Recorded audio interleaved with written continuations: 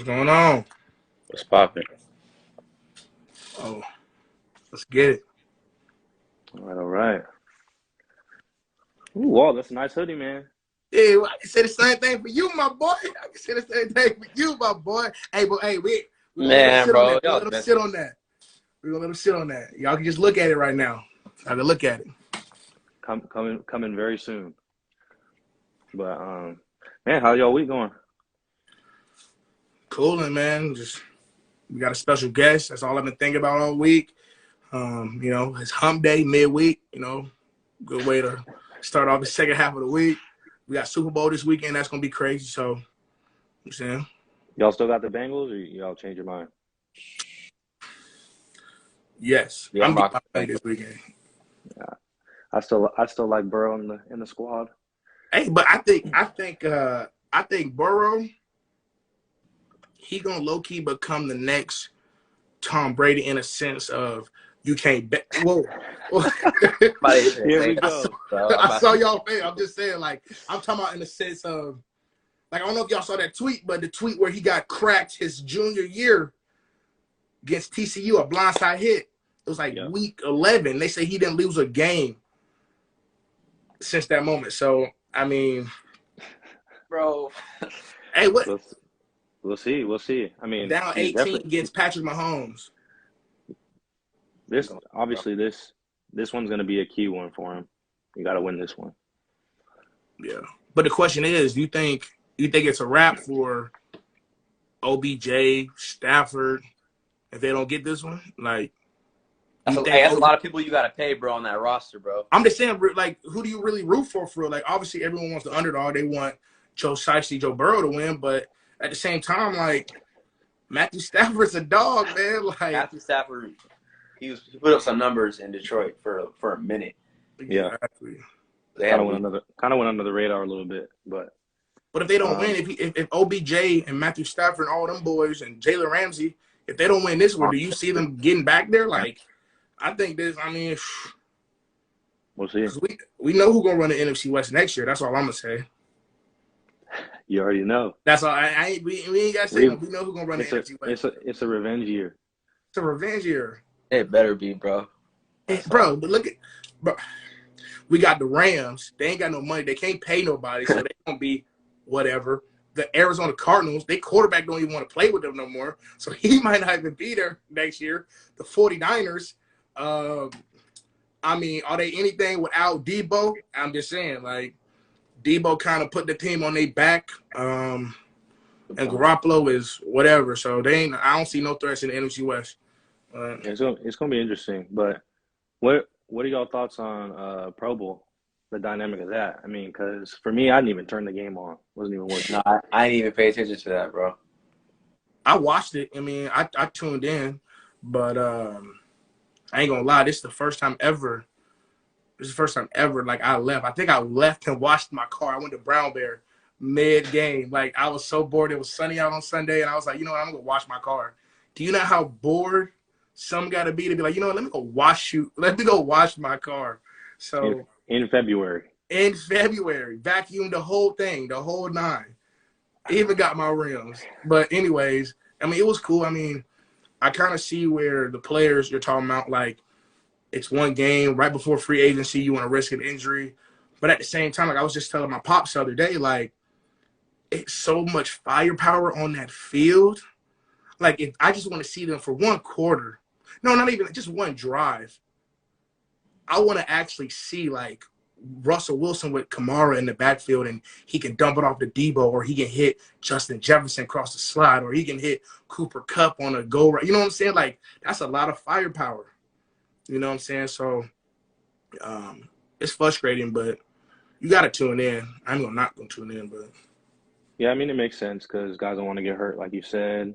We see it in the NBA All-Star game. Like they don't play like that either. So yeah, it's just different. It's just different now, and I think people are, I wouldn't say smarter nowadays, but people are just more mindful of, the loyalty as far as a organization, the player is concerned. It is just not guaranteed like that. So Facts. it's all good. hmm But hey, let's get to the highlight tonight. It's our first guest speaker. Appreciate y'all that have joined so far.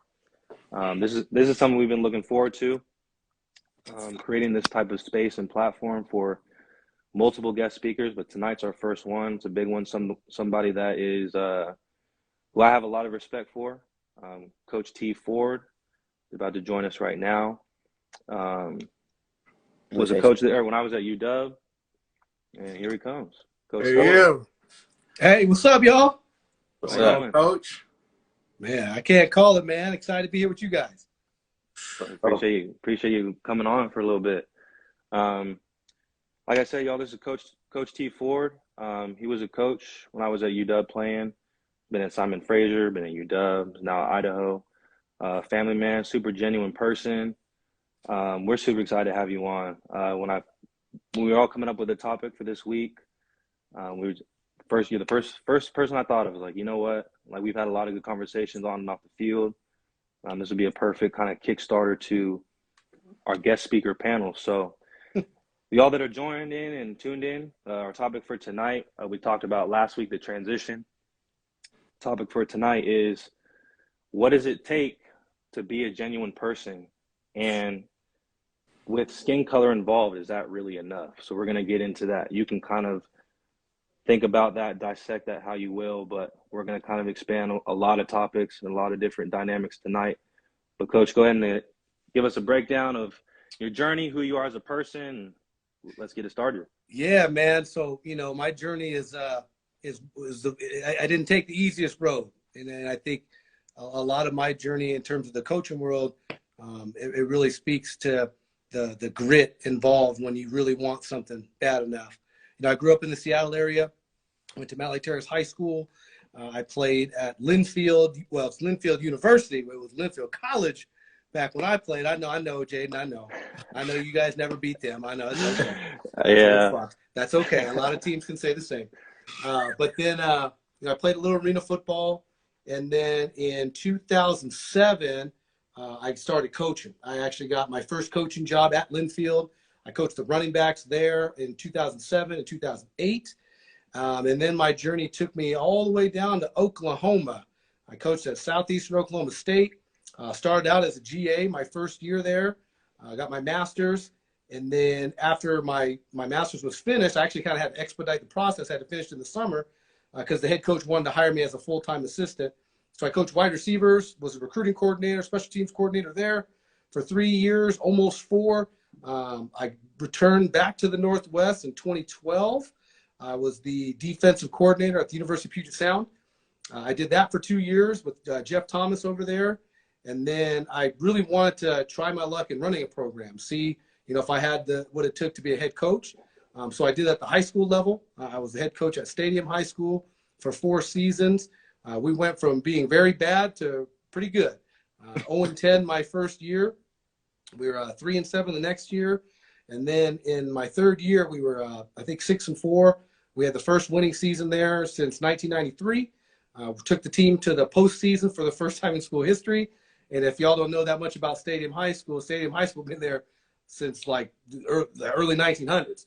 So it was a long journey to get to the promised land of the postseason. And then after my fourth year there, I took on the head coaching responsibilities at Simon Fraser University up there in Vancouver, BC. And then after 2 years there, it really was kind of short-lived. I wish I could have been there a little bit longer, but I had the opportunity to return back to Seattle and coach with Coach Lake at the University of Washington, where I got a chance to coach Jaden, which was an awesome experience. And he's been a real one ever since we've met. And then after the season, got an opportunity to be the running backs coach and special teams coordinator here at the University of Idaho. So it's been a road that's windy, it's been steep, but at the end of the day, I wouldn't trade that journey for the life of me. And so, I've got a family. I've been married now. My wife Shannon and I will be married for 12 years coming up in May. I've got 2 little kids. I got an 8-year-old daughter who's in hoops right now, doing track and hoops at the same time. She's a little athlete herself. And then my son, he's 4, going on 14. But he's amazing as well. He's going to be running his first year of track this year. He did basketball as well. So, kind of an athletic family, man. My youngest brother, Tracy, he's the CEO of Ford Sports Performance there in Bellevue. My younger brother, Reggie, he was my offensive coordinator at Stadium when we were there together, and the receivers coach, running backs coach at Kennedy Catholic over these last 4 or 5 years as well. So, we definitely have a sports background in the Ford household. There's been plenty of battles in the Ford household between the three brothers, but we're a very close-knit family, very, very, very lucky and blessed to have such a great family, not just my immediate family, but my brothers and obviously my parents as well. So it's definitely been a rocky road, but again, I wouldn't have traded for the world. It's a journey. It's a big journey. Big journey. Talking about just going from one to the next and sticking with the process, sticking with the journey. It's not easy to do. It's not for everybody. So no, definitely not. Props to you on that. I appreciate that. I tell young coaches that all the time. I say, if you really want to make it in college football, you just have to be willing to take risks. When I took over at the University of Puget Sound calling the defense, we were 0-10, and then a couple of years later, they're 6-3. And I felt like I had a huge part of that. At Stadium, we talked about the resurgence there. Simon Fraser hadn't won a game in almost 4 years before I took over. And we won the first one that we played. So, I think, that journey and the willingness to look at a situation, not for what it is, but what it could be, has definitely really helped me along my journey. And I think it's no different at Idaho. I think Idaho hasn't had a rich history of success over these last couple of years.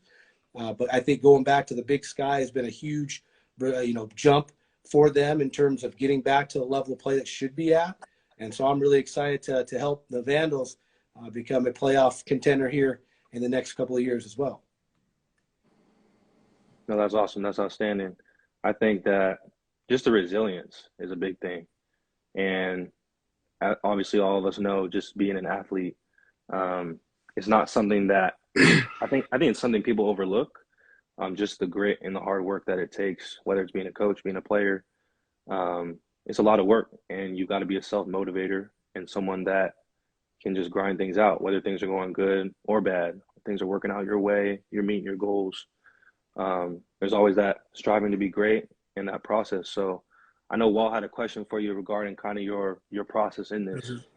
Yeah. But yeah, just hearing your journey, man, like I'm dying to ask you this, but like our last previous episodes, we talked about transition, like the transition period from going from, we kind of just spoke on really our age group, kind of like that transition from, going from college or going from school to the workforce, or the workforce into school, or how you mesh them together.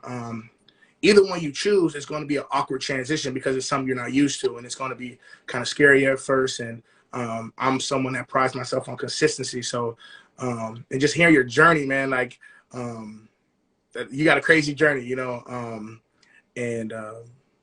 so basically my question is, like, can you just explain your transition period? From going from, I guess you can say from, I say this your most recent one, from UW to Idaho.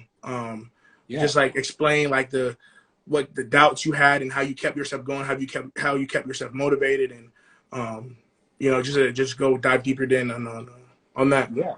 Well, I think, to touch on it a little bit, that transition period is also always difficult.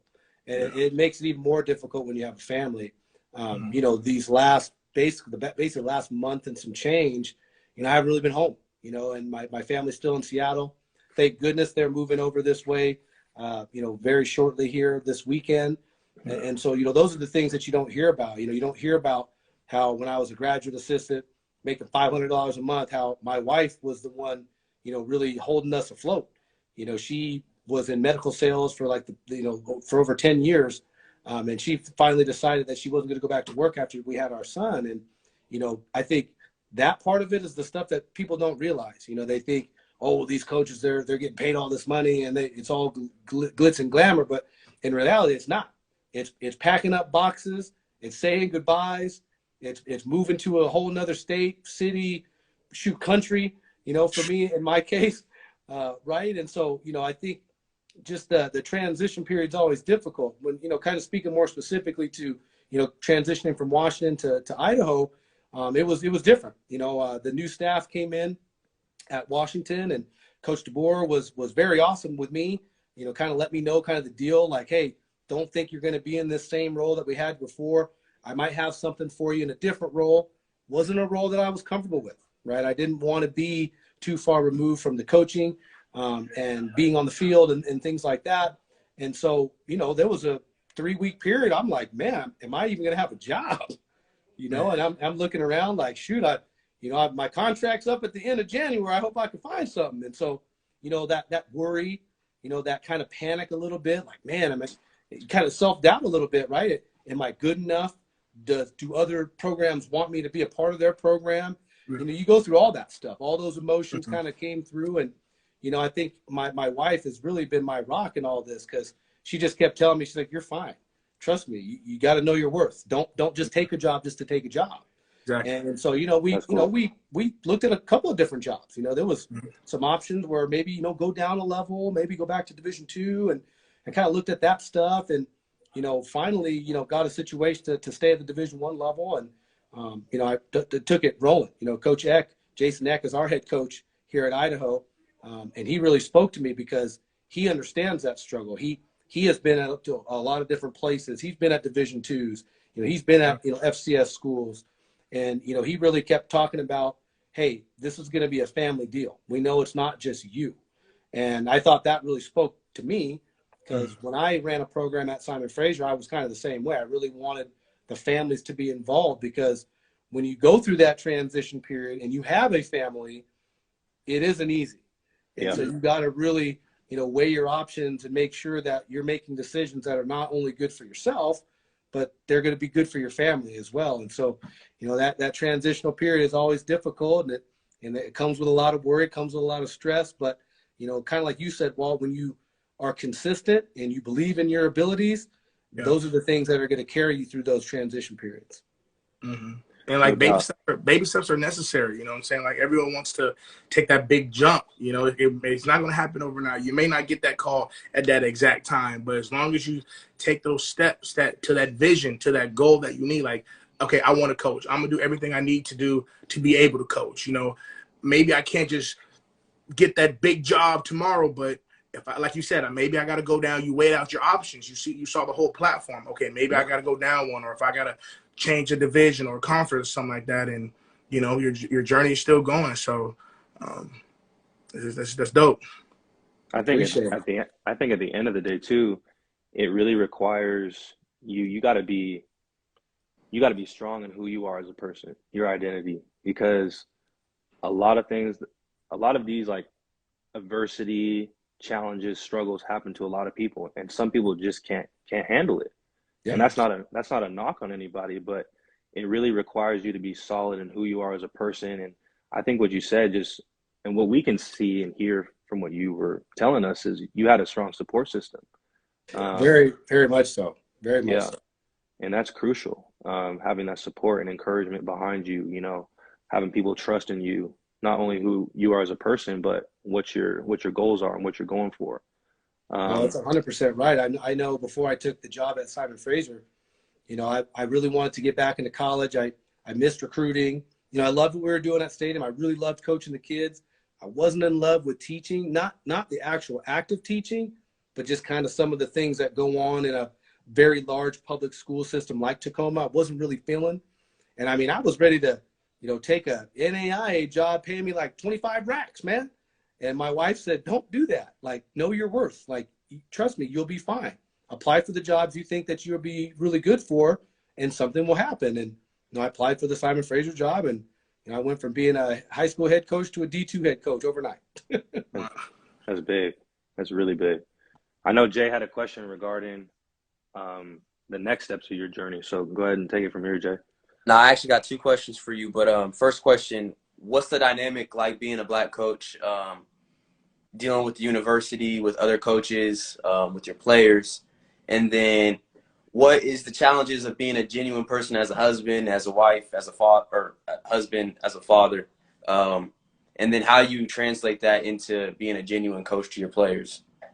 Well, I think to answer your first question, obviously there's been a lot of talk as of late especially in the National Football League, about black head coaches.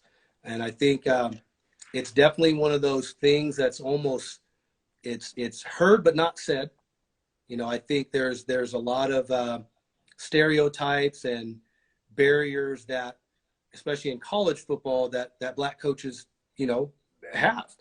I think one of the most common misconceptions about black coaches in college is that, oh, well, they're great recruiters, but they're not good at X's and O's. And I'm like, I don't know about y'all, but last time I called offense, we was 12th in the country in passing.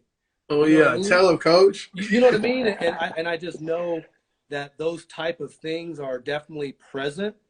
I don't think it's as in your face, as maybe it would seem on the outside looking in, but it's definitely subtle. And as we all know on this call, subtle racism is racism. I mean, it is what it is. There's no defining difference when we talk about racism, but it's definitely there. I think I've kind of seen it just, even just being a coach on the sidelines. I remember, my first head coaching job at Stadium, and I had mostly a black staff, and we didn't necessarily get a lot of the calls that I thought were pretty easy to make. And I even remember one specific referee saying something about, you guys just pipe down, you talk too much. And I knew what he was saying. Yeah. He didn't say it, but I knew what he was saying. Mm-hmm. And so I think that those barriers certainly exist. But I also think there are a lot of really good coaches that are not black that don't see that as an obstacle at all. I know I've been really fortunate to be a part of staffs where the head coach never made me feel like that. And in fact, in a lot of ways, he made me feel like my ethnicity, my blackness was a major asset. And it was something that that they would celebrate and really want to promote, because they wanted to make sure that especially student athletes and their families understood, like, hey, I've got really good coaches. I don't care what color they are. Right. And I think I'm on a staff that's like that way right now. I think at Idaho, we really value diversity. We really value differences in people. And obviously with the over kind of arching themes, they're still there, but I don't feel that at all at the University of Idaho. I really feel like this is a place that really values differences and other cultures. And then, to kind of speak to your second question about just being genuine, I think being genuine is something that's a lost art. And sometimes people think that you're being overly nice, but I just really don't know any other way. I learned a lot of this from my time at Linfield, where it was really, they asked, what's the recipe for success at Linfield? If you guys didn't know, viewers, Linfield just finished its 65th consecutive winning season this past year. It's the longest streak in all of college football. And really, it's two things. Number one is you work hard and you treat people right. And so that's just kind of something that's been ingrained in me. And I've always been a coach that, I'm not afraid of the term player's coach. I don't think that that is a negative connotation in any stretch. Because to me, a player's coach means you put the player's needs above your own. And I think that, to me, has allowed me to build really genuine relationships with our players. And I think if kids know you care, they're going to play as hard as they possibly can for you. That old saying, I know it's a little cliche, but right, they don't care how much you know unless they know how much you care. And that's something that's really important to me. I would really hope that anyone that's ever played for me could say that, like, hey, Coach Ford cared about me more as a person than he did as a player. Because at the end of the day, football is what brings me together with a lot of these players. But when they leave and they're done playing, I want it to be like very minimal. We may talk some stories about, hey, remember that one practice when this went down, right? And we're laughing and joking. But I really want to know more about what's going on in their lives. If they get married, like, I'm trying to come to the wedding, man. I'm trying to get on the dance floor. You know what I'm saying? If they have a child, I want them to feel comfortable. Like, hey, coach, I just had a son or a daughter, and they send me a picture of their son or daughter, because, again, those pieces are what I would call transformational, right? I don't want to be a transactional coach. I'm not about what can they do for me, and once they've done that, I'm done with them. I want to be transformational, where I can be a part of their lives for way longer than when they're playing for me. I got two really good examples of a guy that I coached at Linfield. He's actually the head coach at Tualatin High School down in Oregon. They just went to the state championship game this year for the first time in a long time. And, him and I, we talk probably 4 or 5 times a week. Another guy that I coach at Southeastern Oklahoma, he actually moved his family from Oklahoma up to Washington to come coach with me, be my defensive coordinator, our 2 best years that we had at Stadium, large part because of him. I joke with him all the time. His wife is a Tacoma PD, and he's in education. And in Oklahoma, those 2 professions, they don't take care of them like they take care of them up here. So I joke with him all the time. I said, man, you mess around, come up to Washington, you guys got rich, man.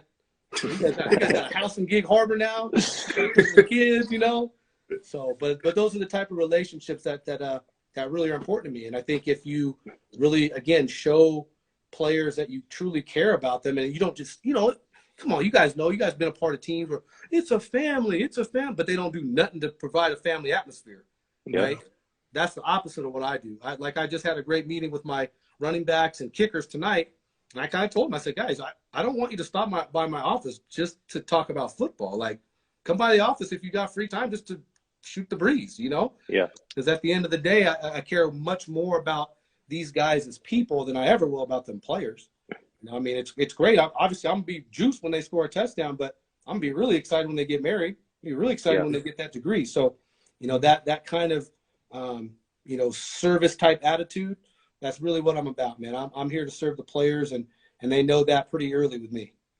Yeah, I think I just think that's awesome. And I can attest to it as a player, You and I have had a ton of great conversations, and I can truly say here today that, it's always been about life, like outside of football.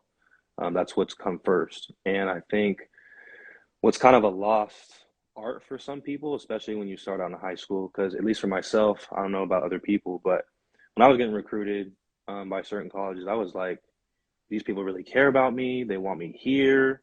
They're really about me. But as you start to get older, especially when you get into college, you kind of see, hey,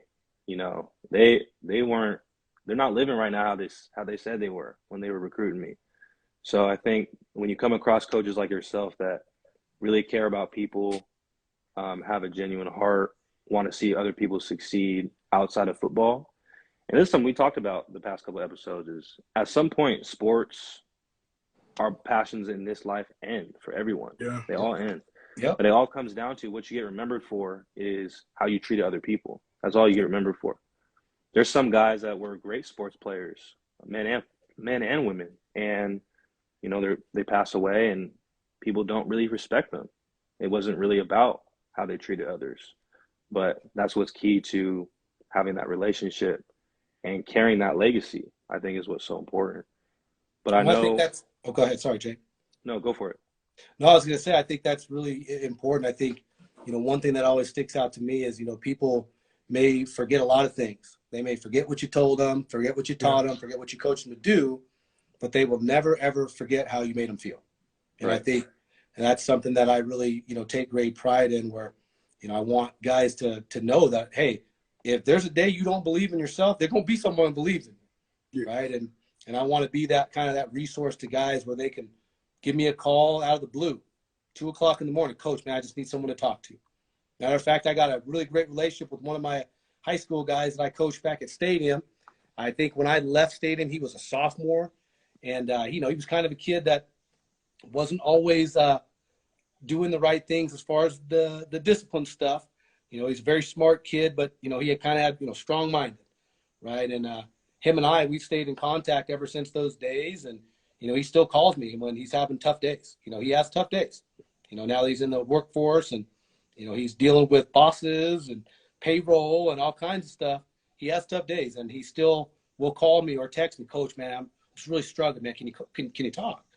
Yeah. And I want to be there for him whenever he has those days because, I'm the only person he could talk to that way. Yeah. Right? And I'm good with that.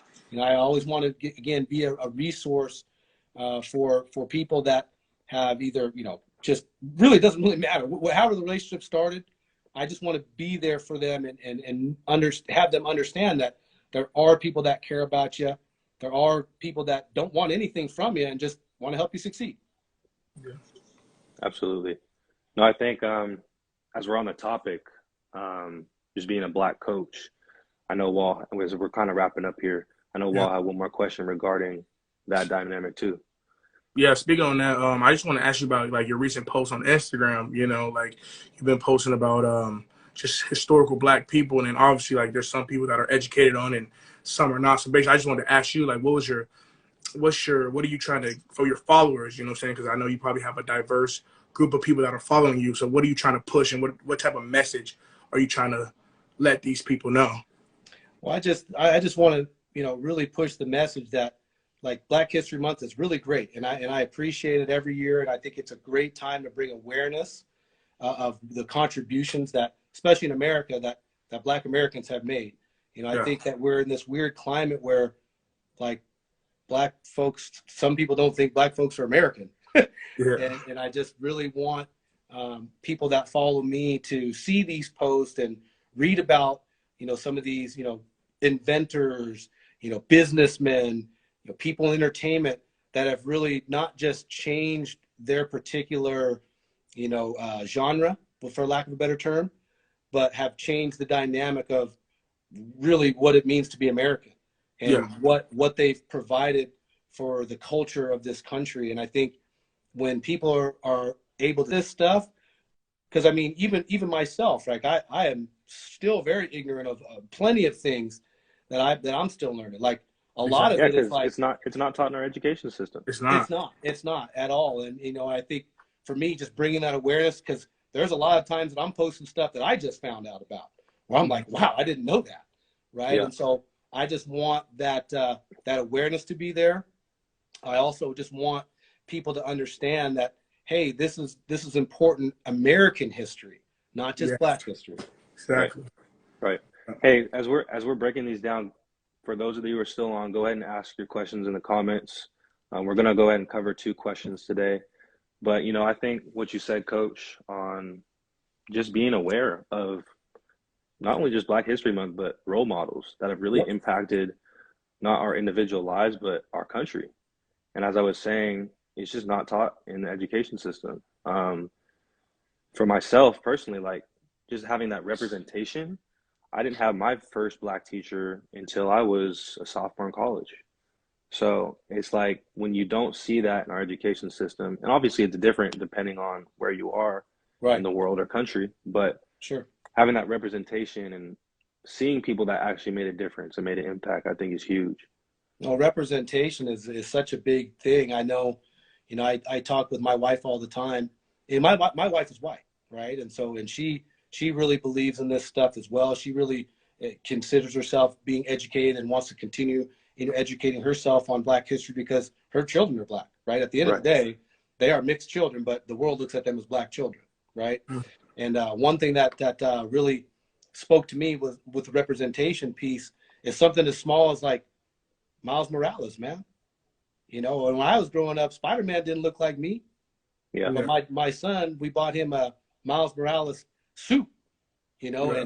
and he has that person to look up to Yeah. say, hey, people that look like me are superheroes, right? And so I think, like you said, Jaden, that representation really matters, and it's really important for us as young Black men to provide that message and show and be role models for the next generation. That's why I'm so proud of you guys. I mean, you guys are doing a phenomenal thing, just bringing awareness to just these conversations that might not be had otherwise, right? And so, you guys are living proof of what representation really looks like. And, I think there's probably going to be, a 16-year-old kid that watches this podcast and goes, man, I want to do a podcast.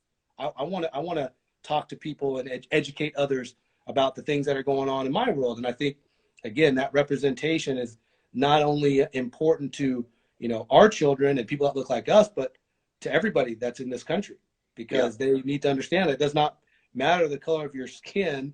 That's not a determining factor of you being impactful on other lives. No, it's very true. It's very true. And like you said, it doesn't matter what your skin color is, because at the end of the day, as we said in our last podcast, we're all people at the end of the day. We all breathe the same air. We all have the same daily habits. And that's just what it is. People need to start looking at others for their character and who they are and how they treat other people, instead of just their outer appearance. But for our first question, as we get into it, someone Yeah. asks, Coach, what's your favorite college football memory? And then we'll cover one more question and wrap it up. Man, shoot, as a player, it probably had to be that my senior season when Linfield, we took it and we went all the way, man. We won a national championship that year. And I think one thing for me that stood out was, I was the starting running back. My junior season had one of the better seasons in Linfield history. My senior season didn't necessarily go as planned, right? I kind of had a couple of injuries, and then in our playoff run, I actually got injured for the season, and I didn't get to play the national championship game. Mm. But what I remember is a guy that was my running mate, Riley Jenkins, man, he transferred from Oregon State, was my guy. He balled out, and I felt like I had just as much of that, watching the receivers ball out, because low key, I wasn't supposed to practice and stuff, but I put a little club on. I was out there playing some scout team corner, but I felt like I was every bit a part of that national championship game, that national championship run, as our starting quarterback, who happened to throw 63 touchdowns that year. But Wow. yeah, he was really good. Brett Elliott, man, he's the offensive coordinator at Linfield now. But no, I think it's one of those things that I really remember. Not just the wins and all that. It's like the little things, like seeing someone that you played with and maybe felt like, hey man, I probably should have played more, right? Being a backup is not easy necessarily, and then when he was kind of the baller at the national championship game, was awesome. It was really awesome to see that, and so some of those memories really stick with me a long way, for sure. I appreciate that. I think that's so crucial, as we've been talking about this whole episode, is just sticking with things. And there's going to be times you hit adversity, and we actually have a question regarding that in the comments. Can you tell us about a time you faced adversity and turned it into an advantage, or turned it into a positive? Yeah, I mean, honestly, I think a lot of my childhood was kind of adverse. My mom is from the Philippines, and my biological dad, Thomas Sr., he was a merchant seaman, so he wasn't home a lot. He'd be gone for 3 months, be back for a month. And so there's 3 of us. And so my mom, she's Filipino. She already doesn't look like the other people in our neighborhood. And she got 3 little black kids running around, right? To me, that was probably some of the hardest times growing up. Shoot, I'm not gonna lie, sit here and put, try to avoid the subject. When we was on food stamps, that was back when they actually had colored money. I remember times when my mom would have me get some eggs in one line, my brother get some eggs in another line, because the limit was 1, right? Yep. And so those type of things like that. Yeah, I see you, John Boy. I see you on there, Panoy. You already know. But those type of things, to me, those were like difficult times, but they really shaped who I am. Watching my mom literally work her butt off just so we could play basketball, just so we could be on the baseball team and the football team, and travel around and do stuff. And she literally would spend her last dollar to make sure we could do the things we wanted to do. I mean, I think those type of things for me have really kind of molded me and shaped me as the man I am. And then when my stepdad, Edward McGee, came into the picture when I was about 13 or 14, after my parents had got a divorce, he really showed me how to be a man. And what I mean by that is, not some like, oh, you got to be hard all the time. No, it's quite the opposite, right? You have to be willing to say when you're wrong. You have to be humble. You have to have humility. You have to have these things that society is telling you shouldn't be, but those are the things that actually make you a man. And so, kind of growing up in a household that didn't have very much money, and then having a chance to be with my stepdad and help raise me and my younger brothers, those are things that were really hard at the time. Yeah. Right. At first I'm like, oh, I don't know, this guy's not my dad. Right. But then those really hard times are actually what shaped me to be the man that I am today. No, I love that story, because it just shows, where you are now, how far you've come and how far your family's come too. I think that, a quote that I love is, tough times don't last, but tough people do. That's right. And that's a true testament of that, because I think it can come down to one word, is just gratefulness. From where you started to where you are now, like, it's such a huge jump, and a testament of everyone's work and the support you had around you, and just not giving up, not giving in. So really appreciate those answers. I know we have other questions here, guys. I see a few more, but if you can go ahead and put that in the poll on the account, on the Instagram story, that would be much appreciated. Unfortunately, we do have to wrap up. We are out of time. But, Coach, again, thank you so much for joining us today. It's been a pleasure. It's always great talking to you and seeing you. And I hope that you all join us for our recap next week. Guys, the pleasure's all mine. I appreciate what you guys are doing. This podcast is awesome. I'm going to be definitely tuning in. You guys got me hooked, man. And I'm getting in on the ground level now. So when y'all make it big, man, don't forget about your boy, man. Yes, sir. Appreciate you, Jalen. Appreciate you, Walt. Appreciate you, man. Thank you, Coach. Y'all have a good one. Guys.